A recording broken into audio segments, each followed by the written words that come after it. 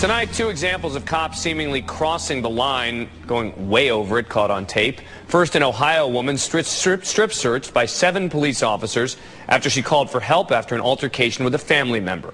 This is Hope Steffey screaming as she's stripped completely naked and locked in a jail cell for 6 hours. Just relax. Okay, just relax. What are you doing? Steffey! You're going on precautions.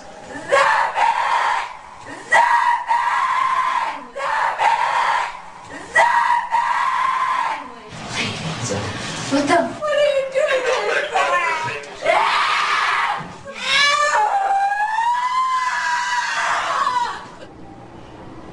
The sheriff is saying that it was the deputies performed their tasks in a professional manner. Then there's this. A deputy dumping a Florida man paralyzed from the neck down out of his wheelchair and searching him while he's lying on the ground. Brian Sterner was being booked for fleeing law enforcement after a traffic violation and says he was ordered to stand up. I said I can't stand up. I'm quadriplegic. I did a face plant pretty hard on my right side. Joining me now, defense attorney Michelle Suskauer and former prosecutor Monica Lindstrom. All right, Michelle, let's talk about the strip search first.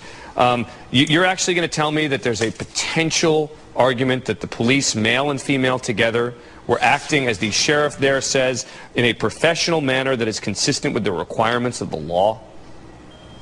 Well, you know, Dan, I don't have their internal files in terms of what they have to do with strip searches. Well, you need them? Sure. We can go over them. Tell me what you need to know. Let's put up the video as we talk about this. I want to know what you need to know about this strip search to know whether it was done professionally. Well, you know what? Dan, you know what's amazing is we have it on tape. We don't see police officers losing their temper. We see them being very methodical. We see a woman who is completely out of control, and we're looking at a snapshot of an entire guys there that probably lasted a few. I understand that, and that's one thing I'm telling you that I don't agree with, unless they only had, and remember, we have 2 women who are on that video. Oh, thank goodness. And unless they didn't have any other females who were there and who were present. But Dan, what we're looking at here is we're looking at a snapshot of an entire encounter. Okay, so and so you know, right now we're playing Monday morning quarterback with this incident. Yeah, well, look, but Monica, look, she's the one who calls the police. She's the one who needs the help when they call for the police.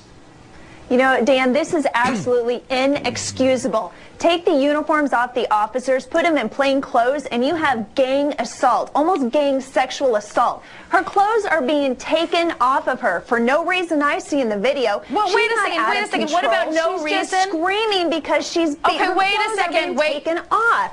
Give me a break. Stop for a second. There's no reason, and it should not have been done, and they Michelle, clearly overstepped the lines. Okay, Dan, Monica, listen. What did she say? What precipitated this? It was a question to her. Who cares? And the question was, do you have any? What do you mean? Who cares? There are it guys is directly relevant. I'm sorry. And what the question there is, are men wait a there. second. What the question is do you have any weapons or sharp objects? And have you tried to hurt yourself in the past? And her bra. Excuse me. The answer that she gave, which was the wrong answer, instead of no weapons, was now or at any other time. Oh, boom. harsh. Can this woman hurt them? No. Dan, you know what? God forbid she hurt herself or hurt someone else. They don't know she's mentally ill. They don't know what they're dealing with. And police officers are making a snapshot. And her bra. Wait a second. The men are taking off the bra. You're a former prosecutor. You're a former prosecutor. Yeah, you know that police officers when they have to make line, and they clearly crossed the line. Look, they have to make a split-second decision, okay? And so it's very easy for us to judge. She was handcuffed. No need for split decision there. No real quick, Michelle, you're not even going to defend the cops who dumped the paraplegic on the floor, are you?